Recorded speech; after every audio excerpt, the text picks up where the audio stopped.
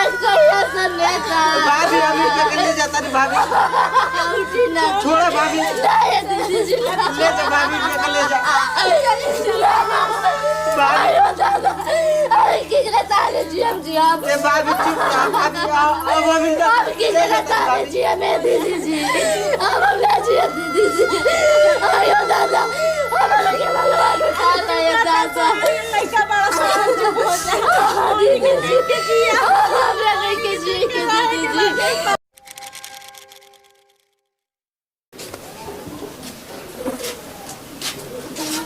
हमारे क्या हो गई करे ना बोली मत रहो आराम से चल हम ठीक हो जाएगा हाँ तो ठीक है सर डॉक्टर क्या कहना सर चलिए हम दवाई लाई बनी आराम से एक ये बताओ क्या है इसका हमारा क्या भइल बारे अरे वो चलिए ना पागल है तो हर एक बात बताओ लिसा हमारा के आज कहे नहीं किस बताओ चलिए पहले आराम से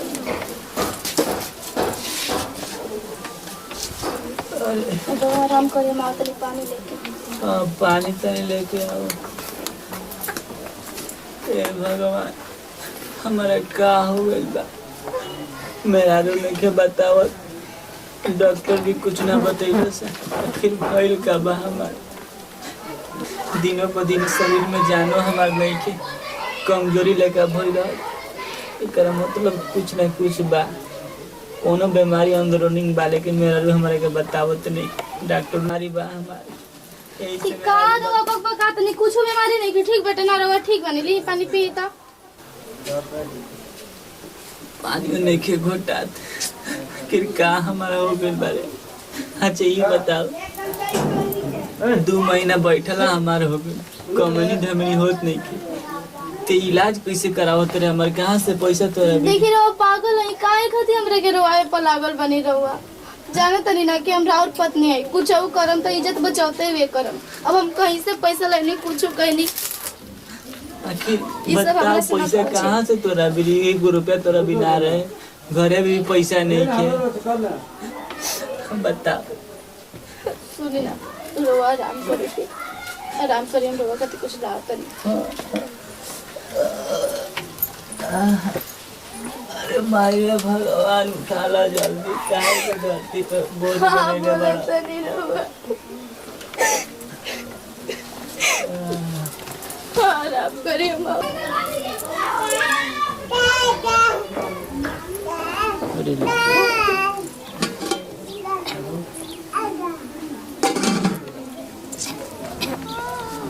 अरे कुछ समझ में नहीं किया अब कुछ खाओ के नहीं के का दी का किया अपन लड़का फैके ओ कनियो के बोले से कुछ नहीं का सन के ले जवन घर में रहे सब बेच देनी अब का करिए भगवान ये तो घर में रहने को कमाए धमाए वाला अब करो के छीन ले बा का कर कैसे पोसम अपन लड़का पैका के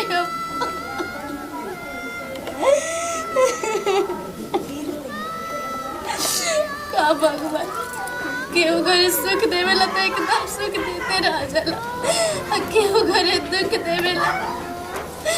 एकदम देते रह जाला का करी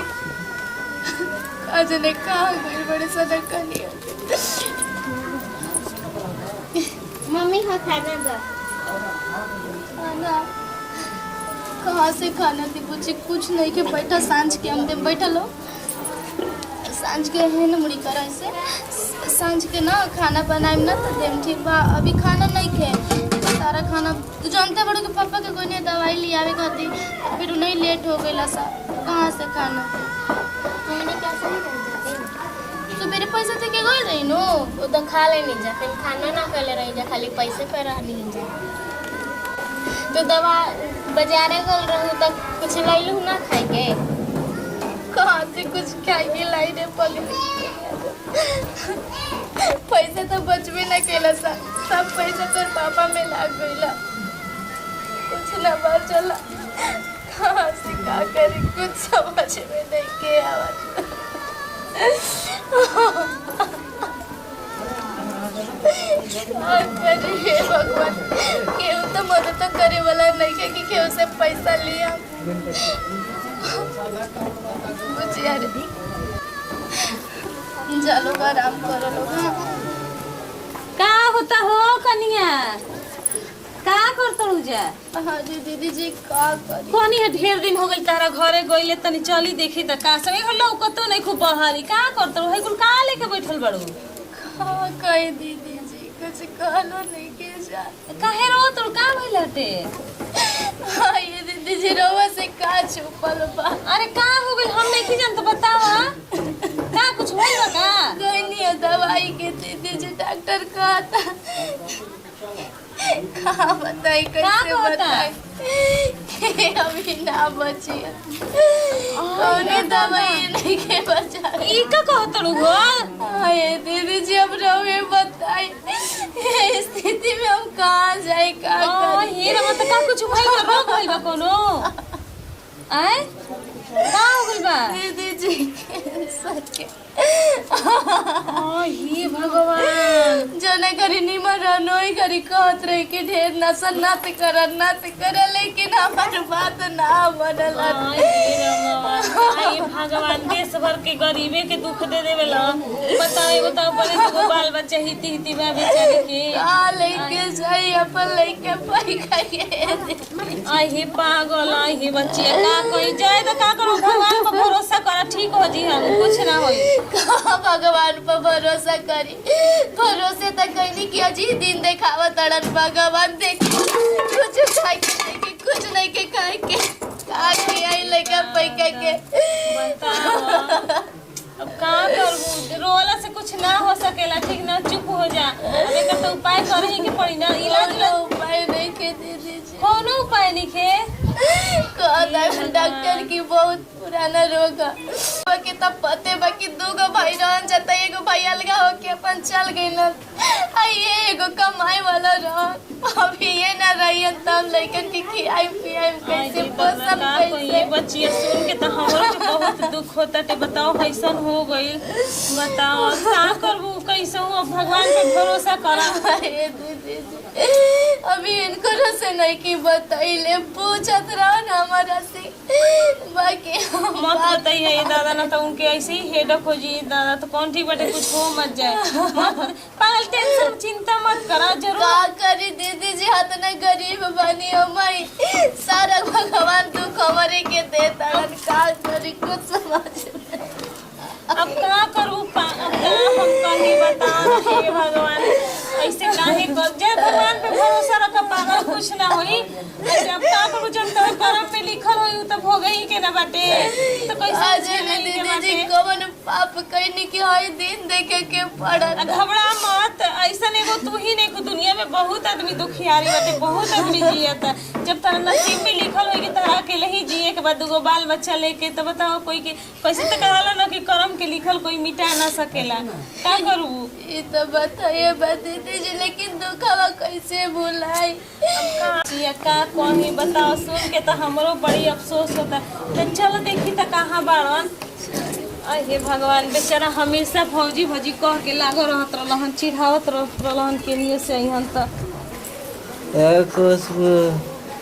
हम रहा था जियान कहीं पानी दिया खुशबू खुशबू खुशबू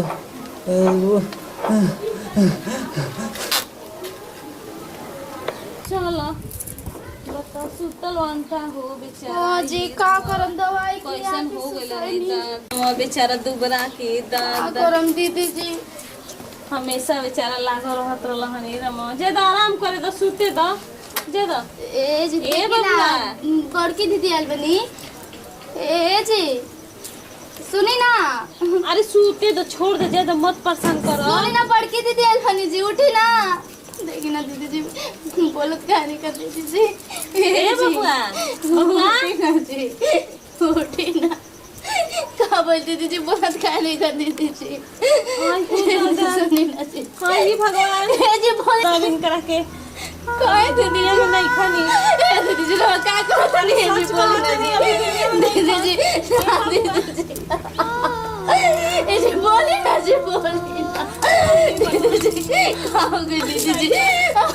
ना हो सकेला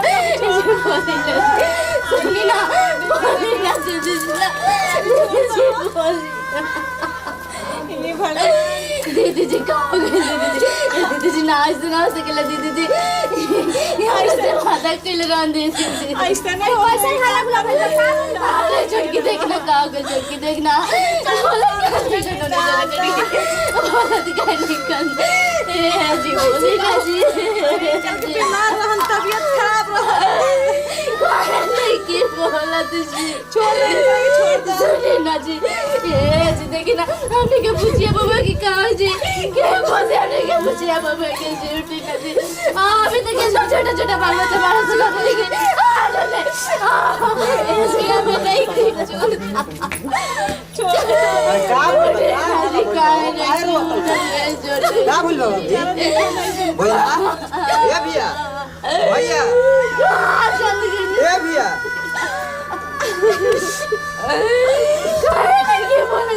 भाभी अब भैया ना बोल सकल भाभी भैया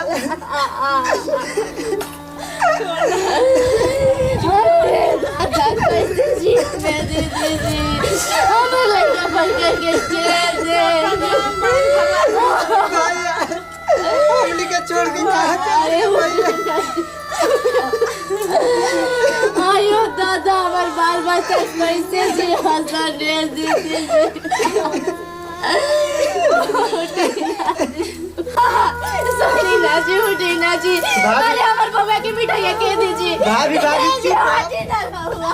चुप रही दीदी रोवाला से कुछ ना हुई भाभी अरे दादा रे दादा भाभी पापा की कहानी इनके के ले चलो इनके के ले चलो भाभी चुप रहो रोवाला से कुछ ना हुई भाभी पापा की कहानी के पापा कहिया सुने का भाभी हम इनके के ले जाता नहीं भाभी उठी ना छोड़ा भाभी दीदी जी ले जा भाभी इनके के ले जा भाभी अरे की तारे जी हम ए भाभी चुप रहो भाभी अब हम इनका अब की तारे जी हमें दीदी जी अब मैं जी दीदी जी आयो दादा हमारे के भगवान उठा ले दादा लड़का बड़ा साहब चुप हो जा दीदी जी के जी हमरा नहीं के जी के दीदी जी हम ना जी भाभी चुप रहो भाभी आयो दीदी जी सुन आयो भाई सुनी ना दीदी जी अब कैसे जी हमें